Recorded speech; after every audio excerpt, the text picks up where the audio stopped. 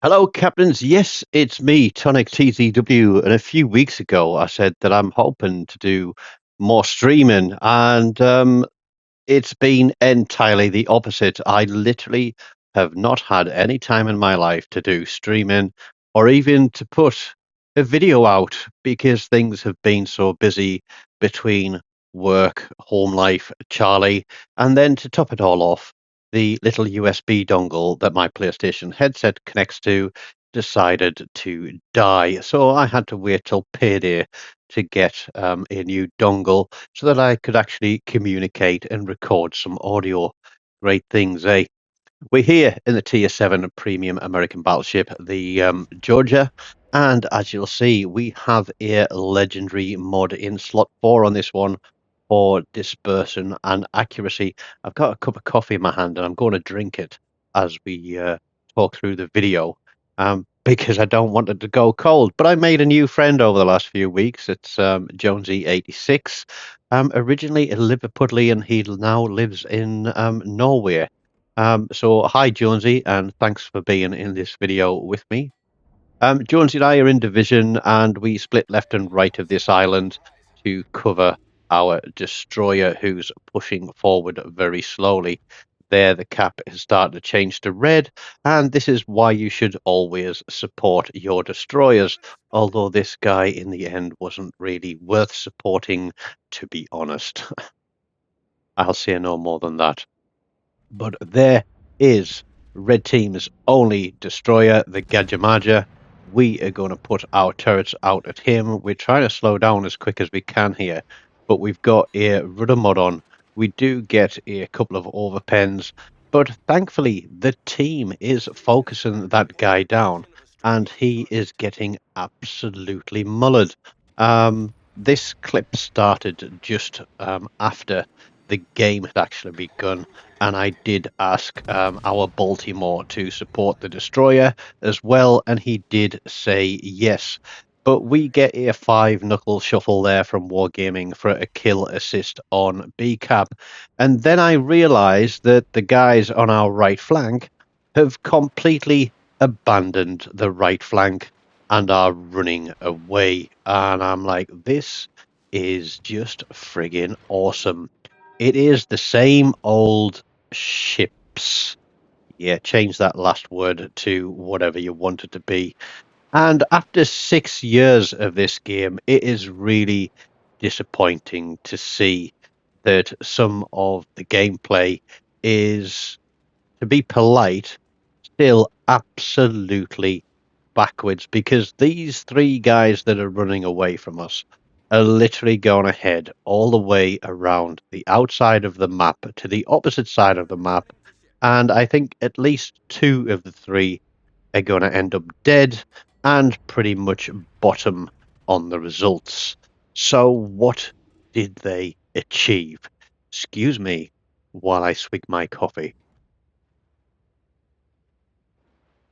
Well, obviously, we've only got one destroyer in the game, and he's in the middle of BCAP, and we've got an open flank. And at this stage in the game, having three potentially full health ships come straight around our flank is a very, very bad position to be in. And I know there's a Vermont out there. I know there's a cruiser out there because I was getting set on fire. There we go. It's the ARP Nachi. We put a shot onto him because even though he's only creeping out, if he tries to back up, he is going to drop into those shells. Unfortunately, even though I'm running a full accuracy build, including with Arthas the Cold on there for some extra AP damage, we completely miss the Nachi, and he is going to do his best to set us on fire again. But there's a full salvo of AP coming out as well. That's from the hybrid. I said Vermont. I don't think it is a Vermont. But we drop a citadel through that Nachi. That was a 20k hit with a single citadel. And now I am going to push out and away from those guys while I'm burning. These three Muppets, and they are absolute Muppets. I think in game I call them throbbers, and yeah, absolute throbbers. No help. whatsoever for us.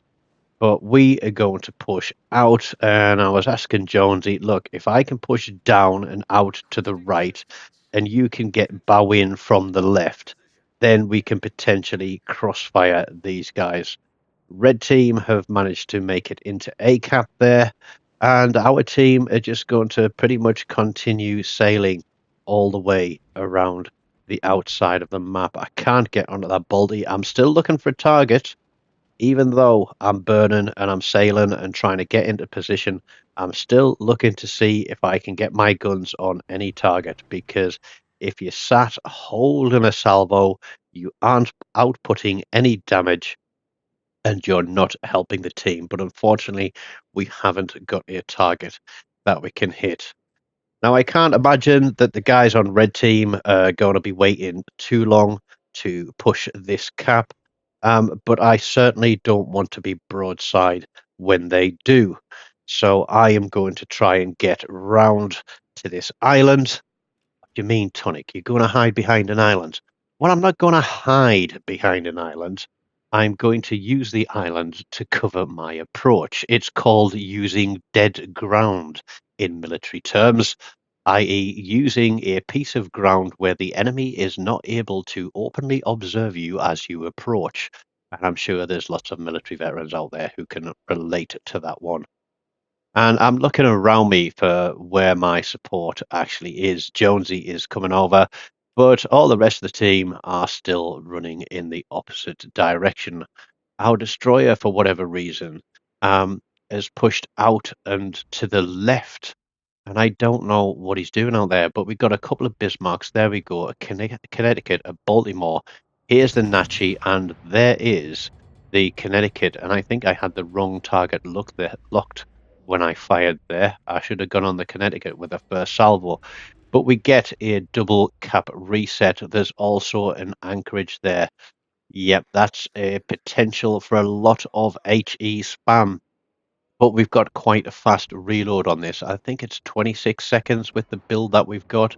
And this Connecticut is a flat broadside. So we get spotted by the anchorage there.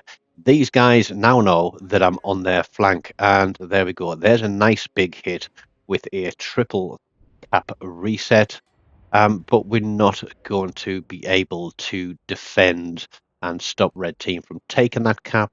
They've got 3 ships in it, and unfortunately our reload isn't quick enough to keep them reset. But that Connecticut is the risk here, so we're going to go on him again. And even though those shells looked absolutely awful, 31k absolutely smashed him off the map. And now this ARP Nachi is thinking, okay, maybe this wasn't such a smart idea. I'm still waiting for my reload. People are wailing on this guy, but not able to really do a lot of damage to him. He's zigzagging, and we put a salvo out there, and we're going to get rid of him too. So that's 2 of the 3 ships that were on this flank. Red team are now basically trailing us, but they have had control of the caps. And believe it or not, even though it looks like we may well be able to pull this one from here, the fact that the majority of our team is so far out of position, 2 battleships sailing around the outside of the map, there's only one target there, which is the Baltimore, I think it is, or was it the Flander? Ran down our destroyer. How the hell that DD got itself spotted and taken out by secondaries, I don't know, unless he was lit up by radar. But what he was doing in that position, I have no idea whatsoever. Smoke screen there from the anchorage. I'm spotted. It's not the Bismarck, but what I've got to be wary of is the Bismarck coming around that corner. There we go. Flat broadside anchorage. We get shots across the top. Does it look like a dev strike? Is it Hellas like? It's going to be 5 over pens, and we're basically going to get 10k damage off that full salvo. That should have smashed him into oblivion, but RNG decides to absolutely shaft us. Now I'm looking at the Bismarck and my position to him, and I'm turning out and away because obviously the Bismarck could have long range secondaries. Look at that. That anchorage has barely taken a tickle. But we're actually going to give him a fist in with this next salvo. As soon as we see his bow and how he's angled, we're going to put another salvo out there. We've got 10% extra damage here because we've got 2 kills. There's a 32k hit. And I was sort of on the mic going, God, somebody please pick him up. And Jonesy didn't have a shot.